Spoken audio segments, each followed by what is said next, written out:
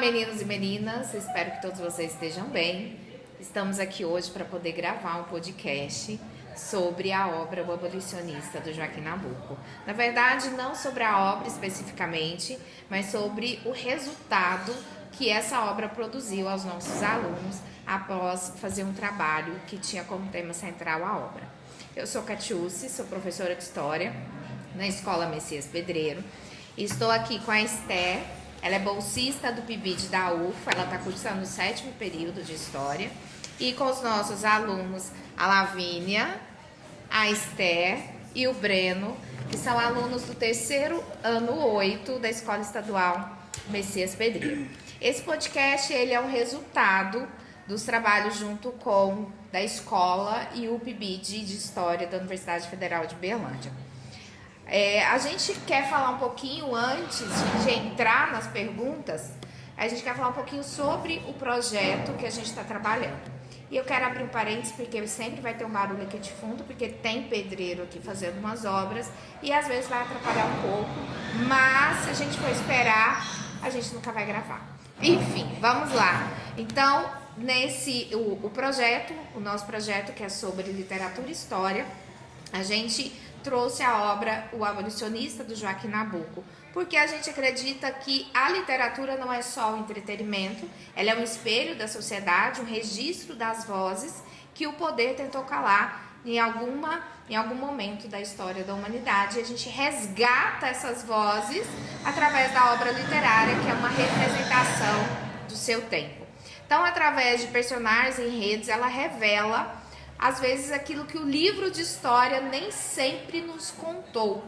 Então, especificamente sobre aquilo que foi apagado e silenciado. E mais, ela nos instiga a refletir sobre quem somos e como o passado está moldando o presente. Sobre o livro, é O Abolicionismo, do Joaquim Nabuco, um livro publicado em 1883. Não é um livro de ficção e nem de romance. E aí eu acho que está o primeiro desafio para os nossos alunos, que não é um livro nem voltado para o ensino médio, é um livro que ele é destinado mais atualmente a estudo na graduação, na pós-graduação. Então não é uma leitura simples, um romance para entretenimento. É um livro que realmente traz uma proposta de uma análise sobre o período que a história viveu, que é o período da escravidão. E aí, na voz, de Joaquim Nabuco, através daquilo que ele escreve, ele vai misturar elementos de política, história e manifesto, abolicionista, falando sobre as questões históricas e a presença da escravidão em todo o processo de formação do nosso país. Não só uma questão econômica, mas, para além disso, uma questão política, uma questão social, uma questão religiosa que está dentro aí dessa marca, que são mais de 300 anos da história, da presença, na verdade, da escravidão sendo praticada em nosso país. Eu vou passar agora para a Esther, a nossa bolsista, que ela vai fazer as perguntas aos nossos alunos. Olá! E a gente vai começar uma sessão de bate-papo mesmo, com a pergunta com os alunos, para saber como que eles lidaram com o projeto. E a primeira pergunta vai para o Breno, que a gente quer saber o que mais chamou a atenção para você na linguagem do conteúdo do livro.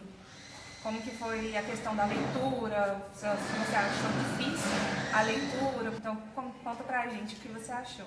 A leitura, eu mesmo não sou uma pessoa que lê tanto assim, eu costumo ler bem raramente, mas a leitura do livro, mesmo sendo uma leitura complicada, não recomendada para pessoas do ensino médio, ela foi uma leitura interessante, uma leitura que você consegue ir engajando ao longo dela, que o começo você chega com uma base que você já acha, o que vai ser o abolicionismo, só que você vai entendendo ainda mais o jeito que o João Nabuco pensava, o jeito que ele queria colocar no livro, o que ele queria passar. E quando você pega essa leitura e você ainda relaciona com o curso histórico que você estudou antes, que você já sabia, você vê que tem uma densidade muito mais profunda, de uma escrita não complexa, mas uma escrita profunda, uma escrita que tem um peso grande, que se você não ficar atento, você vai perder uma parte importante. É uma leitura que você tem que dar mais atenção às entrelinhas ali, à linguagem, porque às vezes é alguns termos que a gente não está acostumado mesmo. Mas, assim, que bom que você conseguiu entender isso, que é mais profundo mesmo. E acaba que vocês estudaram isso ao longo dos anos também, para entender a importância, né? Agora uma pergunta para a Lavinha. É mais ou menos, se você já está no texto e como foi o processo de entender um livro escrito há mais de 100 anos, quando vocês descobriram isso? Bom, eu já tenho o costume, ao contrário do Breno, de ler muitos livros clássicos. Então, não tive esse choque tão grande com a leitura, porque eu já estou acostumada com algumas escritas um pouco mais complexas. Só que o que diferenciou um pouco o abolicionismo é porque, quando eu leio livros clássicos, eu falo de literatura com um tom mais lírico, entende? O abolicionista, ele é mais direto, ele é mais acadêmico, como você falou. Analítico. Analítico. Ele é uma obra que faz uma análise sobre aquele tempo, sobre aquele período, com alguém que que estava lá vivenciando isso. Exato, né? ele tem um tom mais expositivo, mas ele fala fatos, ele não narra uma história. Então, acho que foi o primeiro livro mais antigo, nesse sentido, um clássico, que eu li que não foi uma literatura, um romance ou um conto. Mas eu gostei muito. Porque ao mesmo tempo que ele não tem esse tom lírico, porque eu gosto bastante, não vou negar, ele relaciona muito bem o que ele está falando com o contexto histórico que ele está. Então ele vai citar sempre a Revolução Francesa e os ideais iluministas, e vai citar sempre a Guerra Civil Americana também, para dar de exemplo, que eu achei muito, muito legal, porque eu amo história. Então, quando ele faz essa ponte, esse link entre os fatos que acontecem em relação é uma coisa que eu gostei muito. Então, me fazia, de certa forma, me aprofundar mais no que ele estava tentando dizer. Certo. Agora uma pergunta para Esther. E se você teve alguma parte do trecho do livro que te marcou mais e o porquê? Então, teve sim, que é a parte que ele fala sobre ser uma ferida aberta. Que ele vai citar que a questão da escravidão no Brasil vai ser sempre uma ferida aberta. Por que isso mexeu comigo? Além de eu ter antepassados africanos, né, tipo, a família do meu pai, descendentes africanos, me impactou, porque quando eu li isso, eu pensei, tá, mas como assim ferida aberta? Por causa do depois.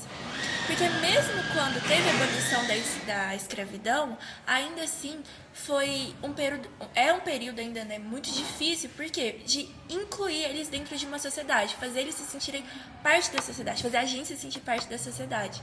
Então, quando ele fala que é uma ferida aberta e sempre vai ser, ali pra mim ele tá direcionando de, olha, é um processo, então não é porque conseguiram aqui, estão libertos, que vai ser tudo perfeito, vamos todos ser amiguinhos, não, sabe, ali tá demonstrando anos ainda assim depois de luta, de conquista, pra fazer se sentir incluído na sociedade.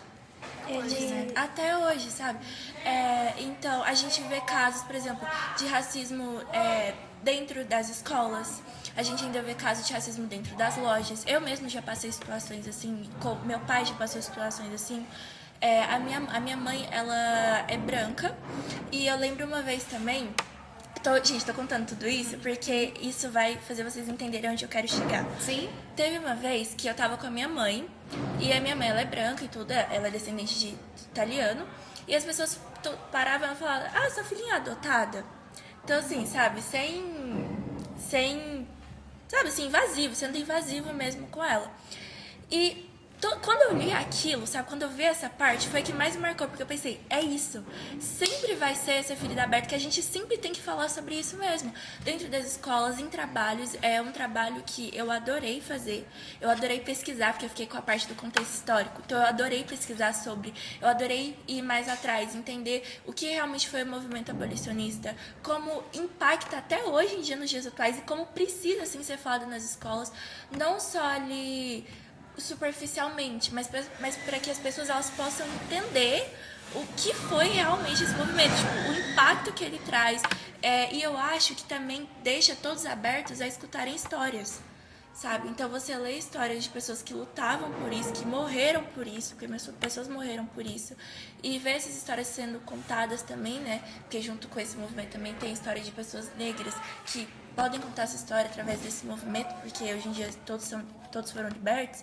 É algo assim muito gratificante, é algo muito legal, porque também me fez conectar mais com esse antepassado meu, sabe? Justamente com o meu pai e tudo. Então, pra mim, essa parte quando ele fala que é uma ferida aberta, que sempre precisa sempre voltar, precisa, sabe, sarar, cicatrizar e precisa ser contada, mostrada, eu adorei, assim, eu achei que foi a melhor parte do livro. Foi muito emocionante entender o peso que ele escreveu. Ele até fala que, se eu não me engano, acho que é nessa parte mesmo, que além de ser um problema jurídico, civil, que eles têm que solucionar, é uma questão da mentalidade das pessoas, que é importante, que não basta você dar direitos civis para essas pessoas se a mentalidade vai continuar a mesma, porque, querendo ou não, essa é a raiz de tudo, entende? Eu acho que ideias são formulações no fim de tudo. Então, mesmo que aconteça, eles coloquem leis, se a mentalidade das pessoas não mudar em relação àquilo, tudo vai voltar.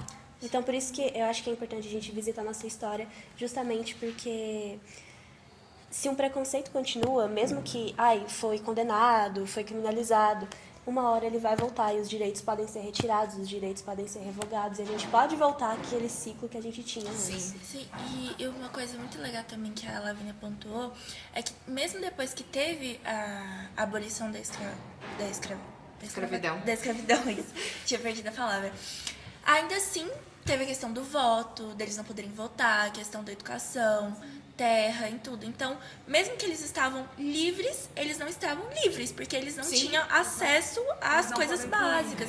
Eles não foi trabalhada essa inclusão social desde lá atrás. Então, também quando ele estava falando sobre a questão da ferida aberta, ele também estava dando esse alerta, a gente conseguiu, se a gente conseguir ali, né, vamos conseguir a abolição, vamos também trabalhar para essa inclusão desde o início. Porque talvez, se eles tivessem sido inclusos ali desde o início, talvez não mudaria o que foi, mas ainda assim talvez teria um impacto menor do que é hoje. E assim, pegando o que você falou, que eu acho que é extremamente importante, porque existe uma discussão de falar, de novo tá falando de escravidão, de novo tá falando sobre esse assunto, e você fala da importância de continuar falando sobre isso. Porque se a gente tem mais de 300 anos de escravidão, e quanto tempo faz? 100 e poucos anos que acabou a escravidão, legalmente falando, de 1888. Então, a gente tem, sim, uma ferida aberta. E talvez uma das maiores feridas da história do nosso país. Então, essa mentalidade, como a Lavínia apontou e que você fala, ela não se muda de um dia para o outro. Sim. Está para além, né, de uma série de coisas que estão sendo postas. E é muito triste ver que pessoas têm falado que já deu, porque ainda se fala de preconceito, de racismo no século XXI, e a gente percebe que a nossa realidade histórica, ela precisa sim ser revisitada constantemente e trazer isso e deixar inclusive questões políticas e pensar numa questão histórica e social da realidade do nosso país, para trazer isso para a sala de aula, para trazer para outros espaços a importância dessa consciência do que se ainda experimenta no dia a dia, como você falou. Sim. Do quanto esse preconceito está entranhado na nossa sociedade, né? E muitos ainda por um desconhecimento histórico sobre o que realmente aconteceu com os povos, os africanos e os seus descendentes aqui no nosso país. Eu acho que um exemplo exemplificando o que eu tentei dizer anteriormente, sobre o caso de, se você não ficar revisitando essa história, se você continuar com essa mentalidade, esse preconceito enraizado, a gente pode, querendo ou não, voltar ao que a gente era antes, direitos serem revogados. Por exemplo, a gente percebe isso com essa onda crescente de antissemitismo. Sim. Que está retornando de novo. Então você pensa, a gente precisa falar do Holocausto de novo, a gente precisa falar de tudo isso que aconteceu de novo? Sim, porque do mesmo jeito que isso estava impregnado no passado, e isso foi erradicado, foi criminalizado, a apologia ao nazismo é crime, mas ainda assim, por conta dessa questão da mudança de mentalidade que não aconteceu, por conta dessa falta de percepção histórica, às vezes, é um preconceito que voltou de certa forma. Sim. Que voltou escancarado, de certa forma, e vai crescendo por vários fatores, questões políticas, questões ideológicas, mas que reflete o que pode acontecer. Sim, quando se fala de preconceito, né, ele se enquadra em todos os grupos, não só um grupo. E é muito triste a gente ver esse preconceito voltando, e preconceito é preconceito. Seja preconceito com o judeu, seja preconceito contra o povo africano, seus descendentes, os negros, né? Qualquer tipo de preconceito, a gente não pode fazer essa separação. Sim. Né? Incluir, quando a gente fala de preconceito, todos os grupos que estão sofrendo com esse tipo de questão, e é lamentável que hoje tem voltado esse antissemitismo tão grande no nosso A país. questão da escravidão foram 300 anos de escravidão, isso ficou impregnado na sociedade, e o preconceito foi ali crescendo e crescendo. Então a questão da mentalidade acabou, aqui a gente assinou a Lei Áurea, acabou a escravidão, só que a mentalidade das pessoas está na questão racial, de escravizar as pessoas, de excluir as pessoas negras. Então, até passar os anos, as pessoas acabar com esse preconceito, até hoje existe preconceito. O racismo não acabou, ele nunca parou de existir. Então, não é caso de a gente precisa falar mais disso, a gente sempre precisa falar e entender que essas pessoas existem. O racismo existe, o preconceito existe. E no Brasil também é muito falado assim, no Brasil não tem preconceito porque aqui a gente é um povo miscigenado, não houve segregação igual nos Estados Unidos, eles não podiam frequentar os mesmos lugares que pessoas brancas. Aqui no Brasil não teve isso. Então, muita gente tem um discurso que não existiu, que é só mimimi, né? Que é questão assim, igual você é de uma pessoa miscigenada, sua mãe é branca, isso. seu pai é negro. Então, assim, não existe um país assim, tanta mistura de raças. Mas, pelo contrário, quando a gente tem pessoas que começam a falar abertamente sobre seus preconceitos, aí que é um preocupante, porque elas não têm mais medo de serem racistas, de serem preconceituosas, porque não tem punição. A gente vê abertamente hoje nas redes sociais pessoas sendo preconceituosas. Tá, agora uma pergunta para Lavinha. Como a escrita dele, como era a perspectiva dele sobre a escravidão?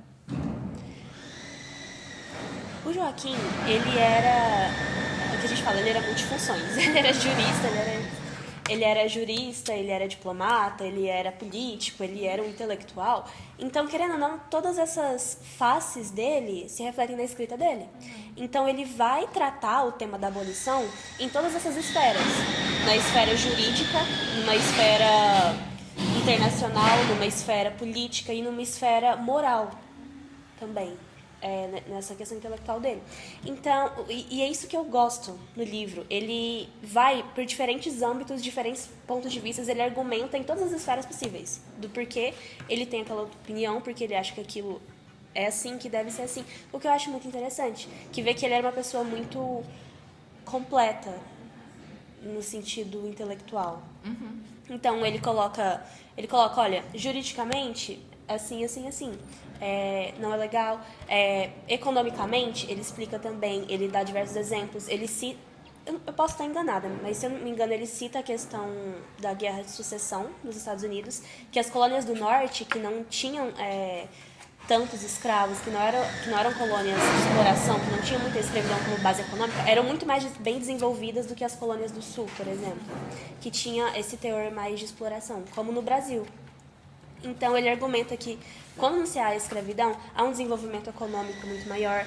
Ele argumenta as questões internacionais também, como ele, como diplomata político, percebe que há uma relação mais amistosa entre algumas nações, principalmente a questão inglesa, mas isso aí é meio questionável. Então, eu gosto muito disso. Eu gosto que ele coloca a visão dele em todos os sentidos. E no sentido moral também. Ele tem até uma questão meio cristã ali, que ele coloca, uma moral que ele justifica, porque, querendo ou não, eu acho que acima de tudo, acima de questões jurídicas, acima de questões econômicas, acima de questões sociais, é uma questão moral.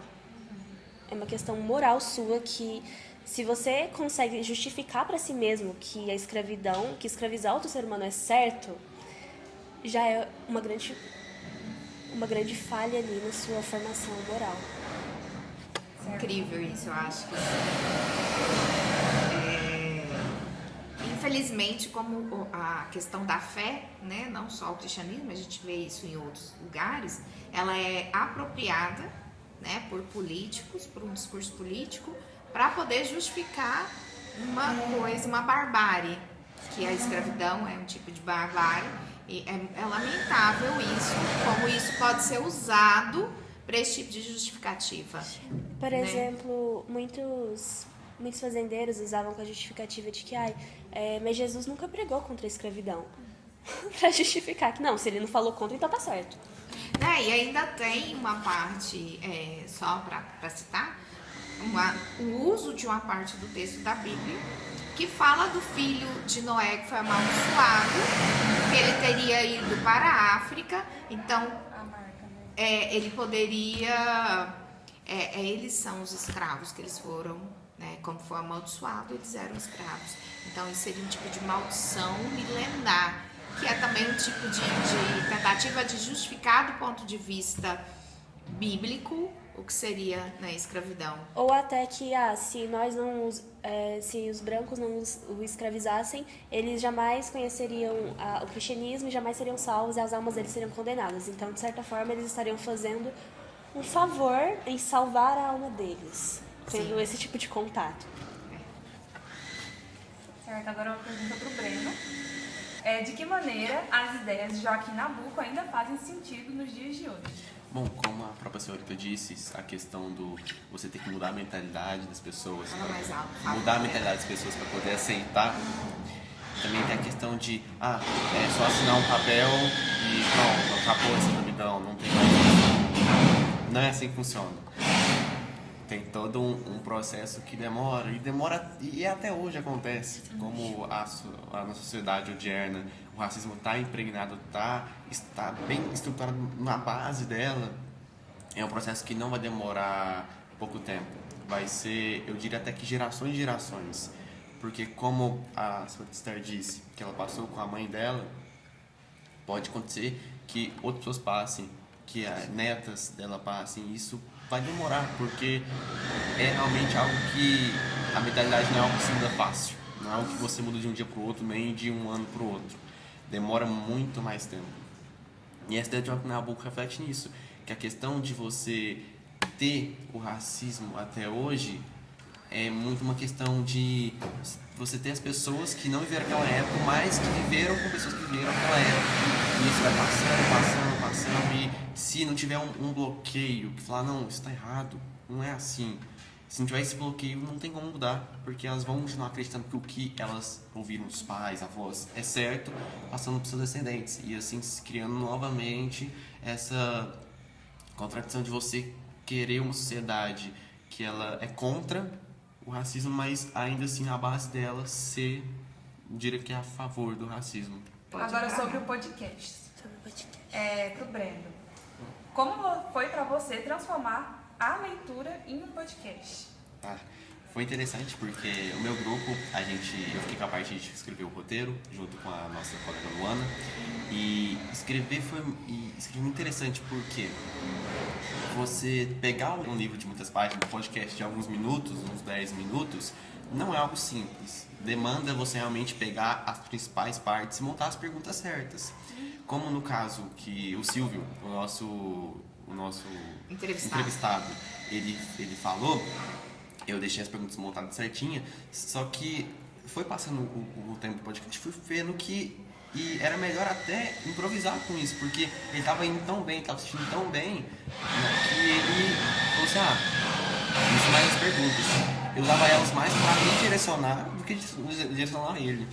Então foi muito interessante fazer essa transformação de pegar o livro e transformar no podcast, e foi melhor ainda que eu tive o prazer de conhecer o livro e poder ter esse contato mais com ele.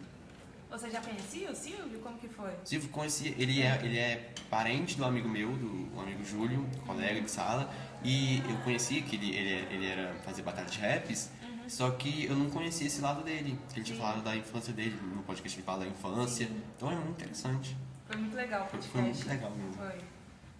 E é assim, a gente deixar aqui o podcast do Breno, tá aqui no canal do PIB de História, que vocês podem acessar e assistir ele brilhando lá nessa entrevista. Agora uma pergunta para a Lavínia. Se o projeto mudou a forma como vocês enxergam a história da escravidão no Brasil? De certa forma, sim. Porque, como eu disse em algumas perguntas anteriores, ele aborda esse assunto em todas as esferas possíveis. Então, a gente sempre vê se discutir sobre assunto só no quesito moral. Errado, porque... Entende? Mas ele coloca toda a argumentação possível e inimaginável, entendeu? Pra provar que, cara, não tem justificativa pra isso. Em nenhum sentido.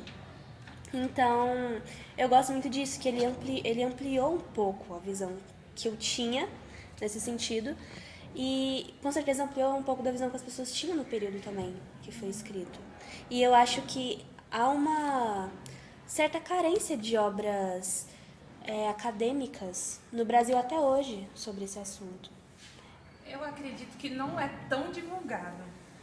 Porque tem muitos escritos, tem muita gente que se dedica realmente a esse trabalho, só que não tem tanta divulgação. O pessoal não consome tanto esse tipo de literatura mesmo. E atualmente, na verdade, a gente tem muitas mulheres escrevendo sobre isso. A gente tem a Conceição Evaristo, mas assim, muitas mulheres escrevendo sobre o assunto, como é nos dias atuais conviver com essa situação. É porque, assim, a gente já vê os índices de leitura do brasileiro, de um modo geral, decair bastante. Sim. Agora, livros com esse teor mais analítico, então, realmente muito pouco consumido. Até eu acho que o que supre um pouco essa lacuna é o que está acontecendo com o PIBID aqui na escola. Sim. O que você acabou de mencionar, porque a presença do PIBID na escola, que é eu falo que o PIBID é uma ponte que liga a educação básica e a educação superior.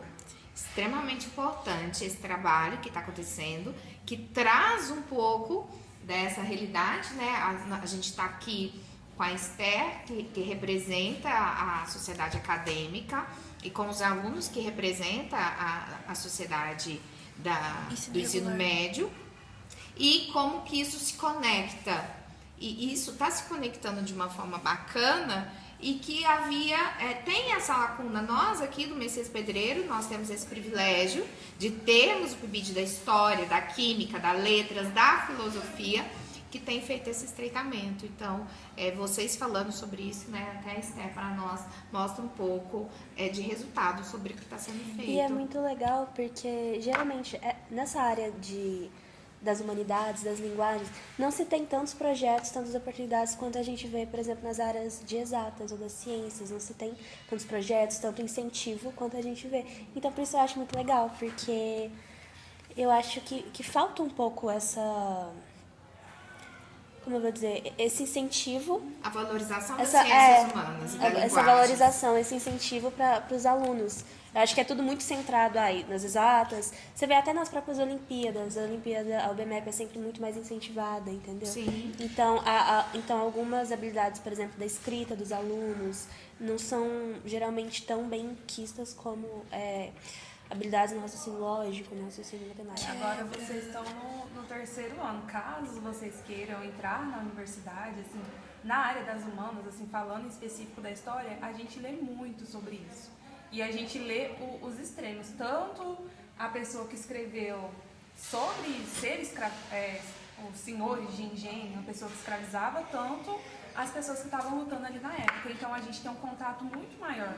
Assim, realmente, na escola, quando a gente está estudando, a gente não vê tanto. A gente vê mais o ensino tradicional, que tem que passar o obrigatório mesmo.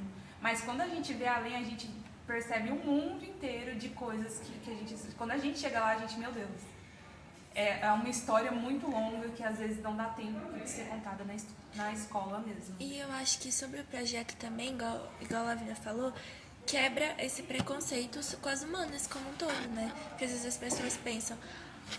que tem aquela visão, né? Tipo, pessoal de humanas é meio que como se fosse uma posição de Inferior. desleixo. É, Exato. isso.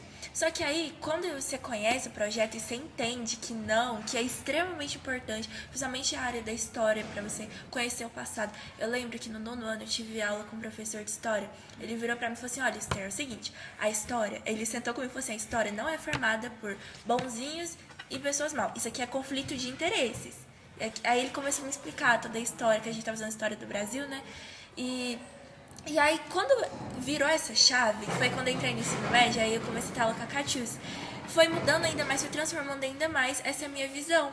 Porque daí eu pensava que a história é uma matéria da escola, mas aí quando eu entrei de fato no ensino médio, que daí eu me aprofundei mais, eu entendi que não, era muito além disso, e mesmo eu não querendo seguir nesse ramo, eu entendo como é extremamente importante você estudar isso. Hoje em dia, por causa da Lavina também, né? Ela me incentiva a estudar por hobby, porque é importante você saber a história da sua sociedade, como que ela foi construída, como é que ela foi, sei lá, industrializada também. É importante saber isso, ainda mais com o que a gente tá tendo hoje em dia, com a questão do Trump e tudo.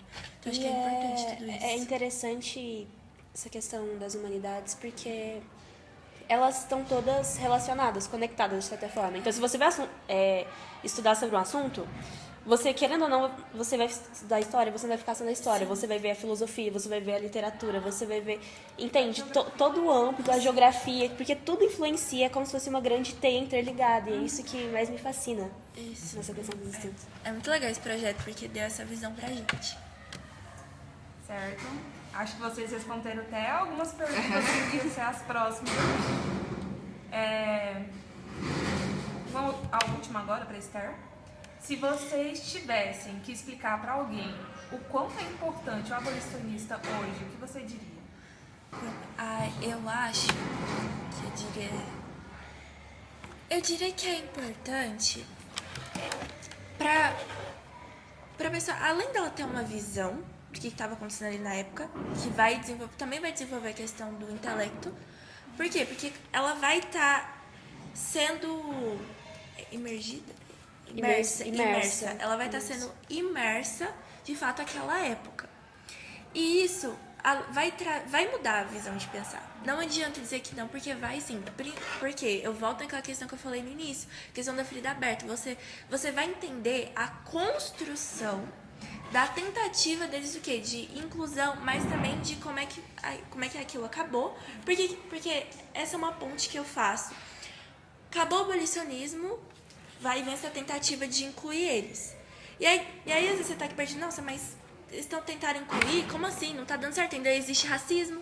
Só que aí você vai ler essa obra, você vai ver como que começou, como é que foi a luta, como eu falei, pessoas E que, na verdade, morreram. não teve nenhuma inclusão. Isso, que não teve nenhuma inclusão. Nenhum projeto não teve uma político naquele tentativa. momento que incluísse essas pessoas na sociedade, Isso. no mercado de trabalho, Isso. enfim. E eu acho que para ela entender por que tá nesse contexto hoje, ela precisaria dessa obra para ela entender como é que foi a construção disso, para ver a luta, sabe? E como que a gente ainda luta hoje em dia. Isso também é motivo pra gente continuar lutando.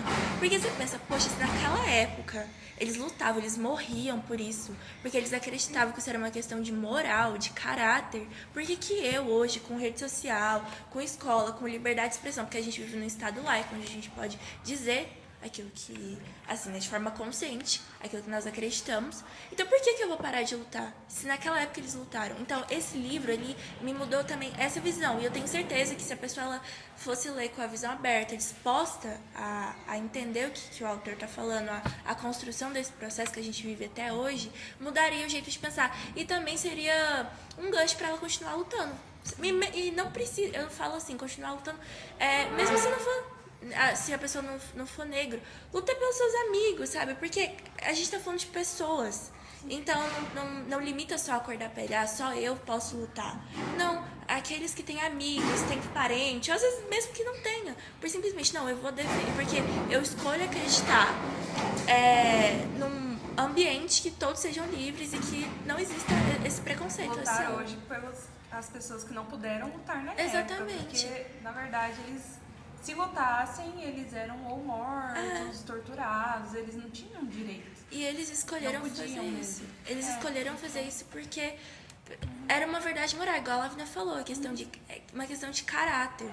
Sabe, se eles não suportaram isso naquela época, que, sabe, era um extremo, imagina hoje em dia, por que a gente tem que aceitar calado quando existem esses casos? Sabe? Sim. Então eu acho que tem que sim ser divulgado, eu acho que as mídias têm sim que divulgar. Aconteceu caso de racismo dentro da escola mesmo, não fique acuado, sabe? Até mesmo se a pessoa estiver passando por isso aqui na escola, procura um professor que você se sinta confortável, ou até mesmo a Flor, a direção, porque quando eu vivi isso, eu lembro que eu ficava, não, mas isso é uma coisa que existe, né, é normal, e não é normal, porque esse ambiente é justamente para todos nós sermos inclusos, e não existe uma diferença. Então, às vezes, se você está passando por um caso, assim, é extremamente importante que você comunique a situação.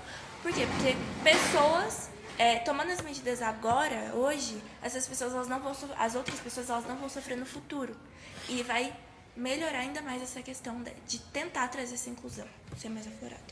Só antes da gente passar para a palavra final de cada um, eu queria só deixar aqui registrado que a ideia desse podcast, ela não foi uma ideia que nasceu comigo, foi através do relato de 2 alunos, Amanda Inácio e Matheus Fontes, do 3º ano 9. Eles não estão aqui conosco, mas eu quero ler o que eles escreveram sobre esse trabalho.